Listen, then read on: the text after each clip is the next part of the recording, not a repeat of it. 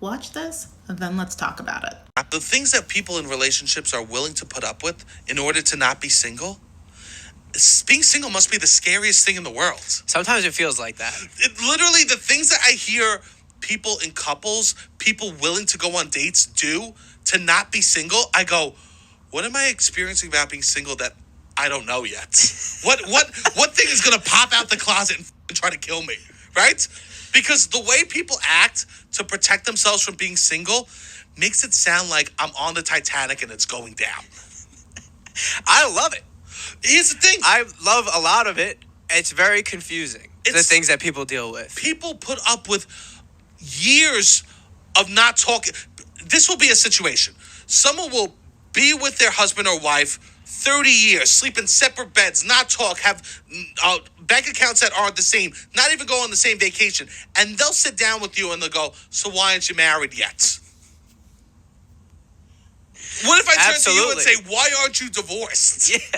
Do I think that the first guy is actually happy being single? Yes. Do I think the second guy is trying to make his friend feel like he's happy being single but isn't actually? Yes. Do I think that the majority of men try to convince women that they will only be happy if they are partnered? Yes. Do I think that that is a detriment to women's health? Absolutely. Let's talk about it.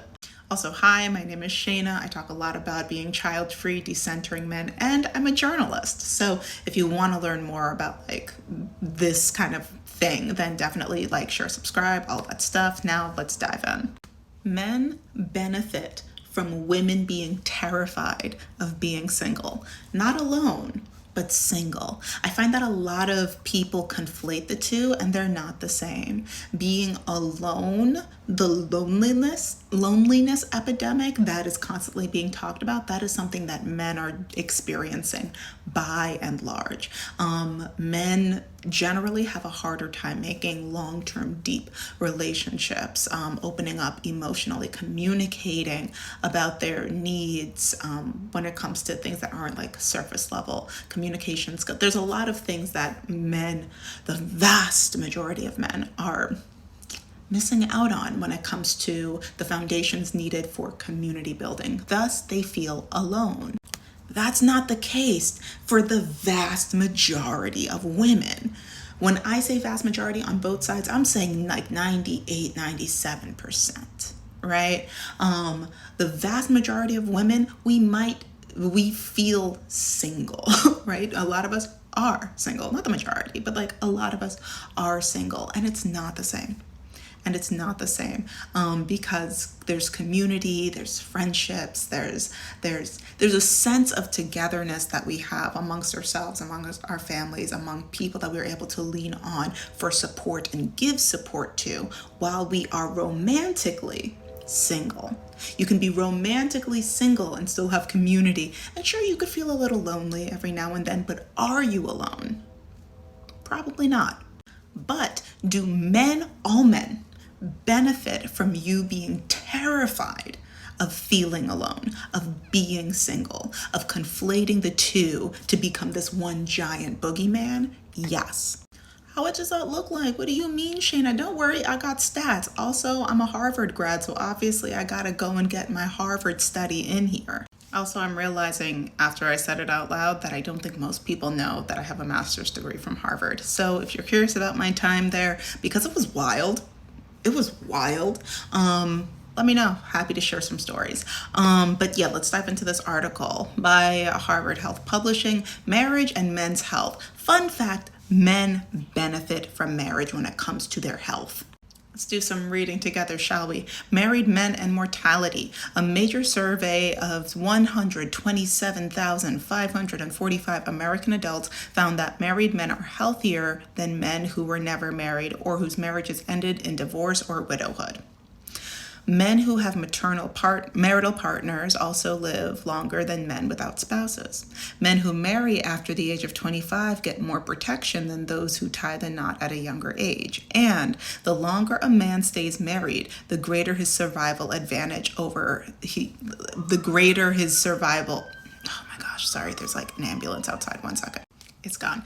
The greatest his survival advantage over his unmarried peers are. What does that mean? That means that she's taking care of him. Hey, babe, did you go to the doctor's today? Hey, did you go to the dentist? Hey, you have this medication. Have you taken it today? Are you like making sure that this is all on? Hey, babe, have you? The amount of labor, and we'll get into that later, but the amount of unspoken, invisible labor that women do that literally keep men alive and that diminish the quality of women's lives, that literally lessen their lives, which I have another article about that, is insane. Is insane. But let's stay on topic for now, because right now we've only just touched the surface about married men and mortality. There's so much more to talk about. For example, marriage and the heart. Mind you, this is an article focused on the topic of how marriage benefits men. We're going to start at that second sentence with the word Japanese. Japanese scientists reported that never married men were 3 times more likely to die from cardiovascular disease than married men.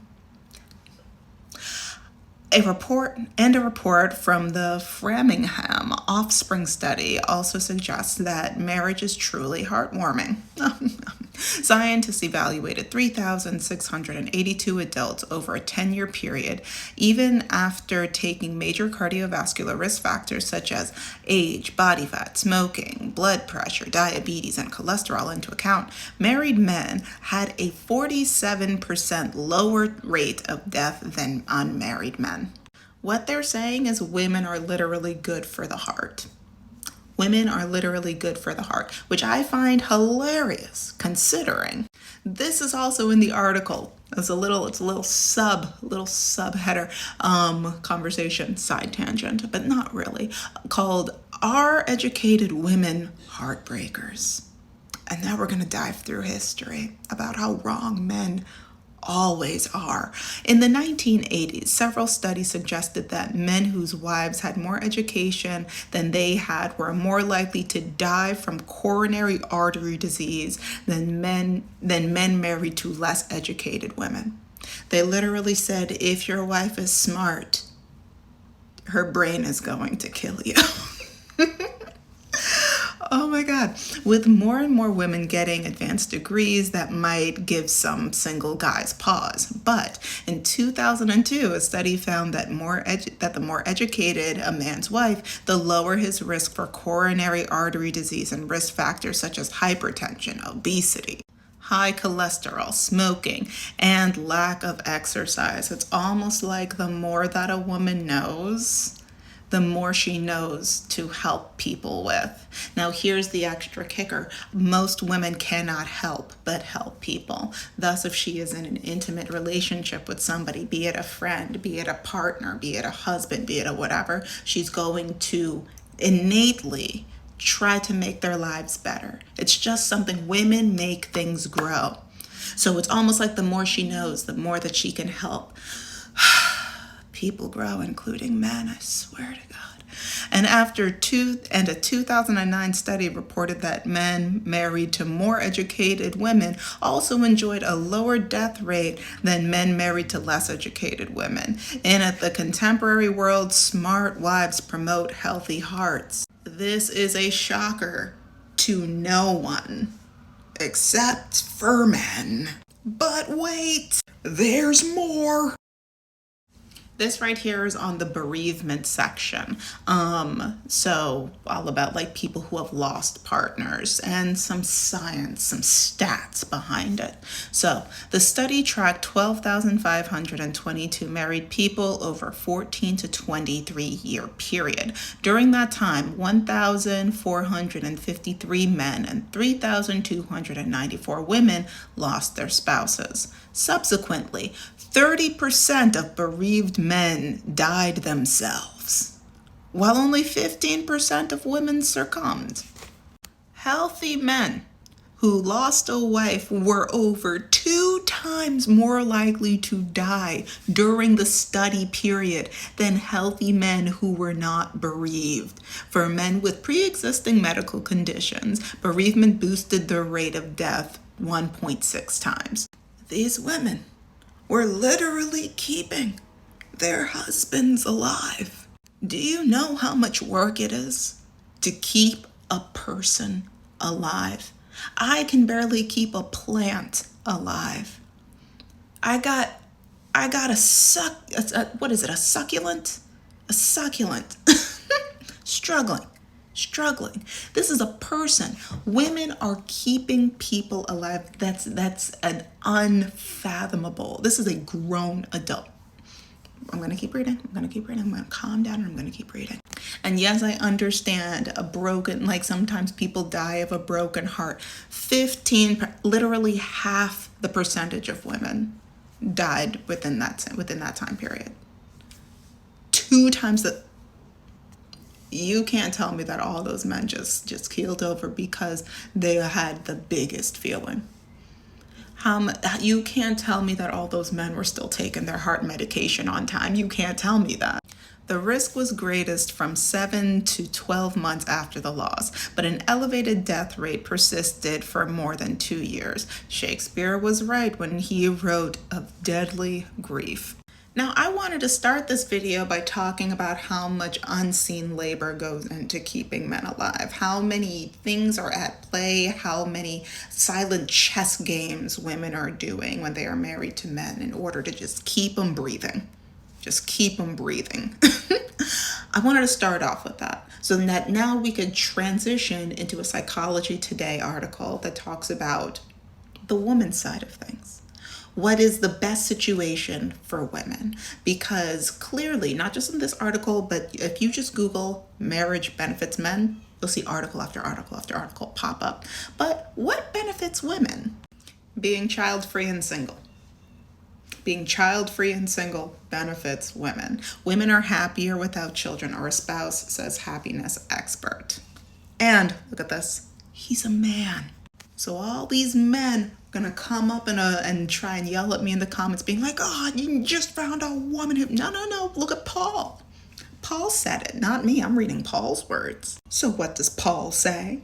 Starting from the top, we do have some good longitudinal data following the same people over time, but I am going to do a massive disservice to that science and just say, if you're a man, you should probably get married. And if you're a woman, don't bother. Men benefited from marriage because they calmed down, he said. You take less risks, you earn more money at work, you live a little longer. She, on the other hand, has to put up with that and die sooner than if she never married. The healthiest and happiest population subgroup are women who never married or had children. So ladies, there's nothing to be scared of. There's nothing to be scared of. They want you to be scared. They want you to be terrified. They want you to be so terrified that you run straight into the lion's den. Are you really that scared? Because I think the thing that might be the scariest for people that feel this kind of way is I know some people that are really scared of their thoughts. I know some people that, the one person that really came to mind, she's now transitioned out of that. Thank God. But there's a lot of people that are scared of being alone with themselves. And as somebody who loves my alone time, who loves being with myself, arguably I'm obsessed with myself. I give every single time. There is nothing more peaceful and grounding than knowing that I can spend an infinite amount of time with me. So that way, when I allow people into my space, I know the level of appreciation that I deserve to have from that person. So that way I could choose to be in healthy, happy relationship with them. And when it comes to men who crave an insecure woman, so that way they could just attach themselves to them and say, oh, thank God, my medical bills are taken care of. The more that you love yourself and the more that you can identify what it is to take care of yourself, to date yourself, to woo yourself, to be so joyful with yourself, the less all of that, the quicker you'll see that nonsense and you'll be like, listen, I genuinely don't need it. It's nothing personal. I'm not trying to attack you. I genuinely just don't need it. And then you let them go. Now, I would love to hear your thoughts, comments, concerns, all those things. But don't forget, once again, to like and subscribe and to type away in the comment section. And I will talk to you guys later. Bye-bye.